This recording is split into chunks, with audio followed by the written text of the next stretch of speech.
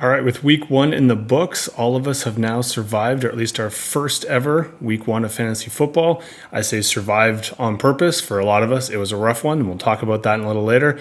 Instead of making epically long or 20-plus minute videos, that was more for our pre-gamble. If I'm going to do these weekly wrap-ups, I'm going to try and be as short and concise as I can, which is not a forte. So I am bringing in the help of my trusty clock. I'm going to set each section after this one to about a minute and a half. I'll try and rip through as many things as I can. So we're going to go on to me just kind of recapping what happened in NFL in general. I know some of you watched, some of you definitely did not.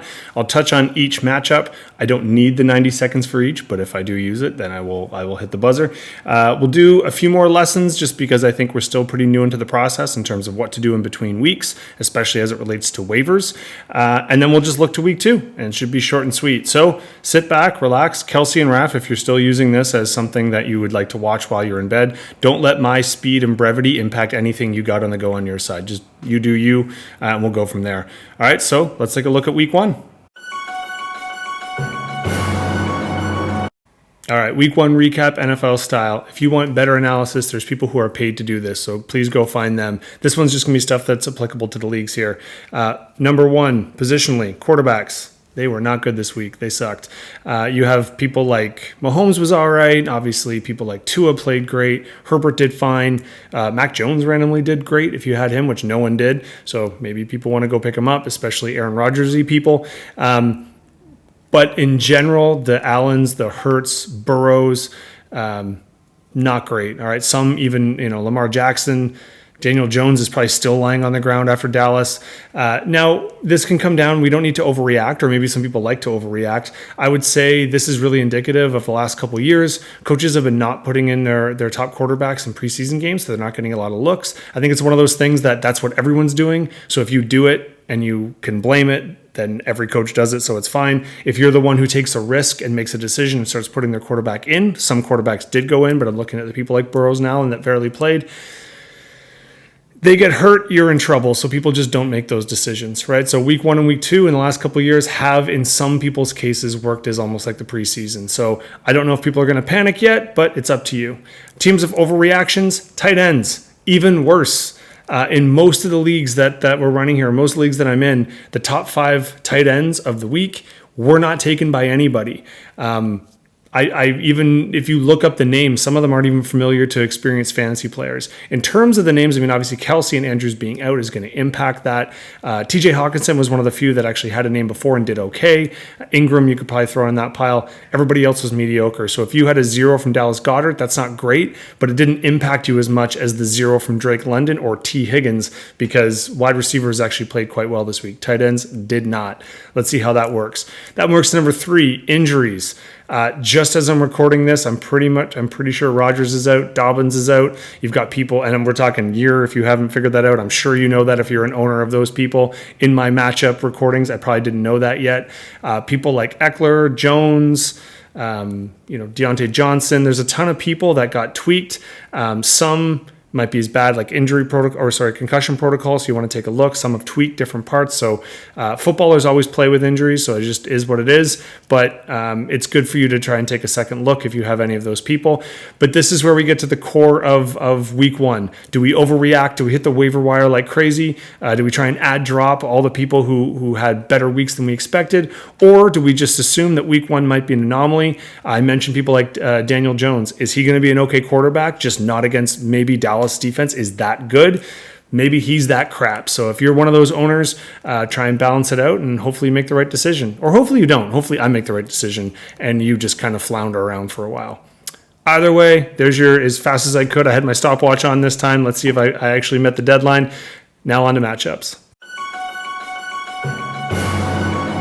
Okay, first matchup we're going to look at, we're going to start with our number 1 in the league. This matchup actually, at various points in time, if you're following along, which we'll talk about in a later bit, about red versus green in terms of projections, but I won't waste my time. I've got the clock on here.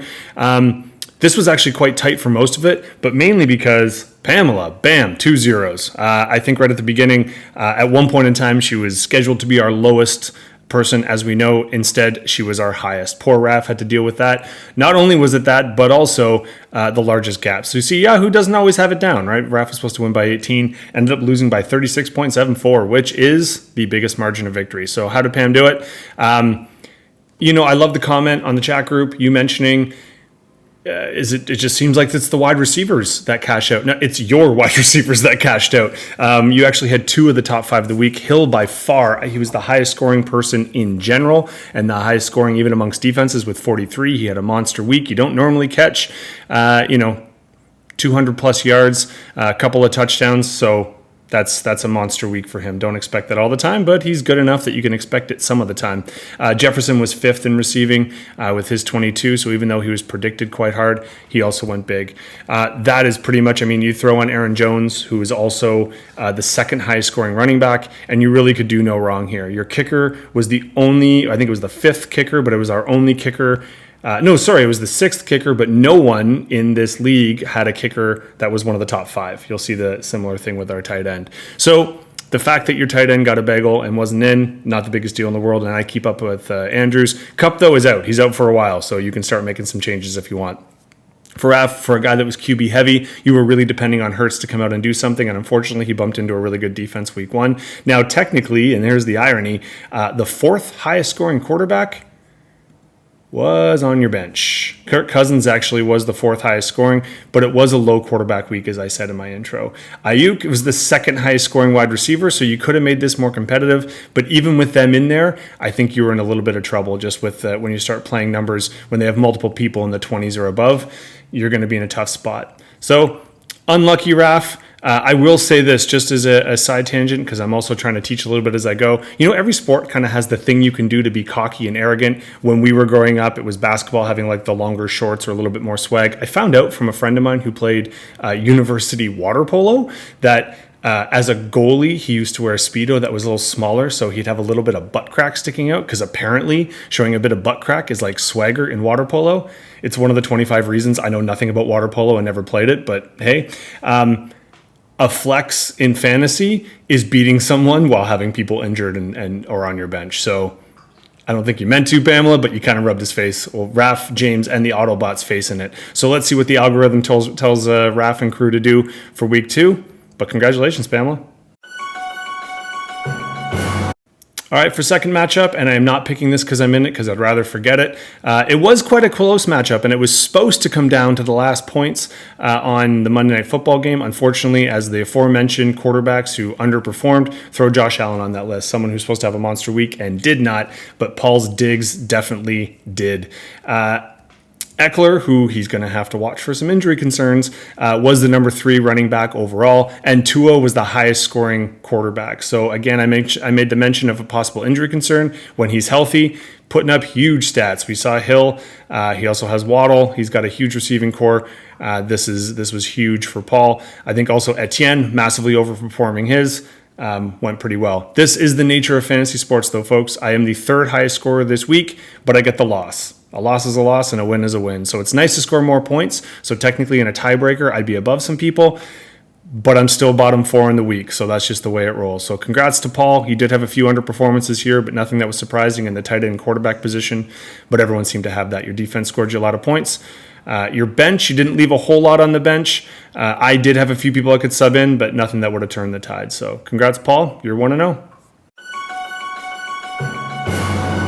All right, following along with our theme, our 3rd place currently is Kate. I'm not going to rub it in that I actually had a higher score, although I guess I just did, but I got to watch out because I think we're playing each other next week. So let me just be nice and generous and say, Kate, congratulations. Let's keep me out of it. Jules, unlucky. If you're 6th, that means you were the 2nd highest scoring.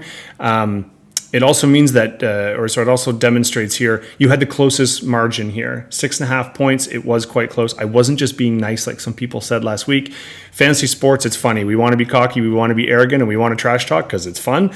But you got to watch out because anything can happen in any given week. Jules, you had the number 1 running back overall. You also had the only one of the big name tight ends to even do pretty much anything. TJ Hawkinson was 6th overall this week in tight end, so no one had anyone in the top 5 for both kicker and tight end, but they kind of kept you in it. Both of your defenses were normally the 20 points would be monstrous for a defense, Jules. However, you happen to play one of the best defensive performances I've seen since playing fantasy sports. 2 touchdowns is amazing. Having a shutout on Sunday night against a rival, this was embarrassing for the New York Giants. So congrats, Dallas. Well done. You also had Hall go off on a Monday night game, so apparently your people are primetime players, Kate.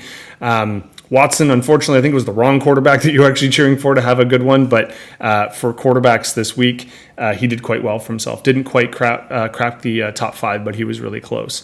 In terms of what you all had on your bench, Jules, there's not really much you could have done. You could have subbed in a few people, and that might have been enough, but it would have taken, some risks and things like that. And Kate, congrats, you got a decent bench, because if you have some people who are in double digits that you didn't end up playing, that gives you some options moving forward. So too bad, Jules. Recover for next week, but congrats, Kate. You're 1-0. All right, our lowest scoring winner, and in fact, one of our lowest scorers, and it's already been pointed out in the group chat. It doesn't really matter. A win is a win is a win, right? So even though this was a brawl to see who could score the least, we got Jackie with the win over Kelsey and Frankie.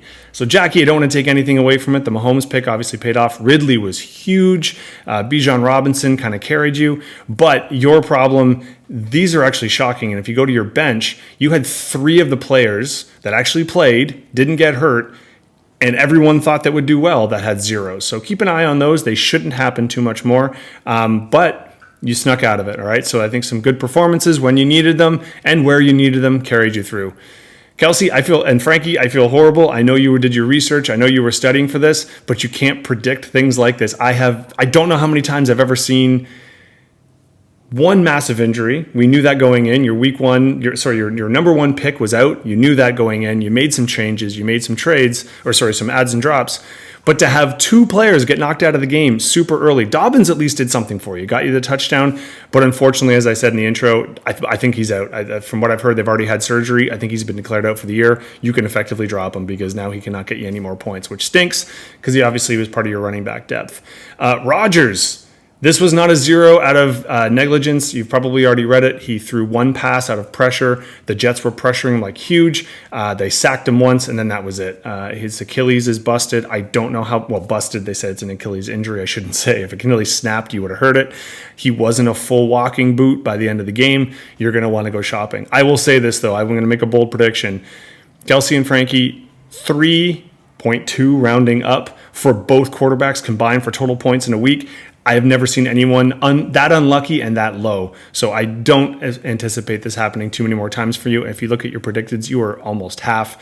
So I will put it in the chat group. But the hosts or the people who will be buying us all around, if we can make it to the time and place they say, Kelsey and Frankie, you owe for week 1. So sorry about that. But congrats, Jackie. You're 1-0. And like I said, a win is a win.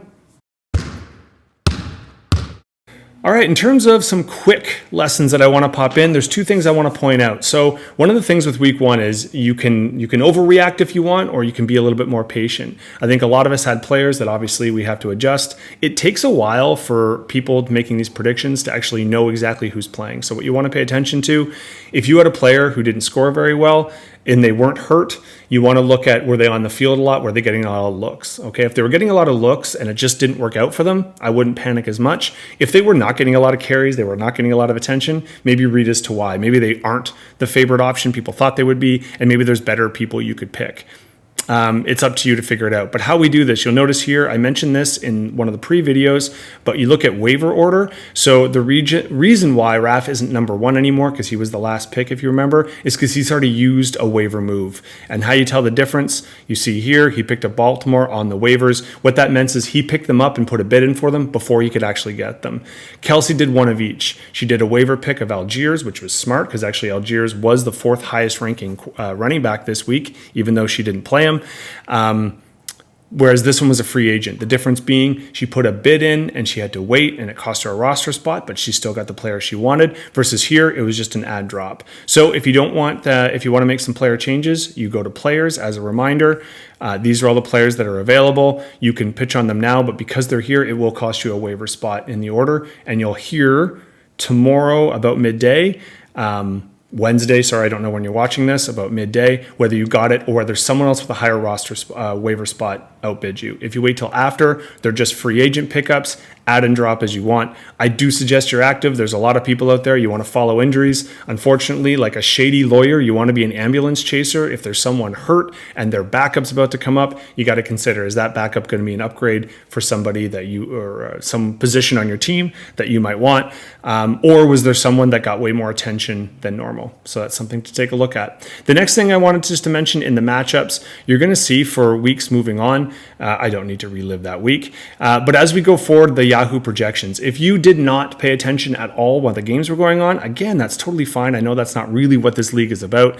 It's more about the drinks and the trash talk. But if you want to check it out, you saw a lot of red and green. So remember, if the game starts, players will start going on red until they start getting attention and start getting carries. You don't need to panic, but it keeps updating you live whether your player is on pace to be ahead of their projection, meet it, or go below. You see it with the projections here, but they don't mean anything, right? They're just, you want points in hand, not projected points. For example, using Paul and I as an example, I was still projected to beat him going into last night's game because Josh Allen was supposed to do really well. Diggs was supposed to do pretty good. Allen did not do well. Diggs did amazing. Paul beat me by more than a small amount, right? So you got to try and fluctuate your expectations. But if you're going to watch live, it's just kind of fun because it gives you an idea who's ahead and who's behind. Hopefully that helps. All right, we can sit and dwell on week 1, or we can look ahead to week 2 and start making some plans. If you want to do so, just click forward. I'll show you how to do that in your team in just a second. This gives us our matchup. So this is kind of nice. I'm 0-1 going against a 1-0 Kate. We have a 0-1 Kelsey and Frankie going against a 1-0 Pamela. We've got 2 teams that were unlucky last week in Jules and Raph. So each one of you will get your first win next week unless you tie, which is actually harder than winning. And we do have 2 1-0 teams. So there will be a 2-0.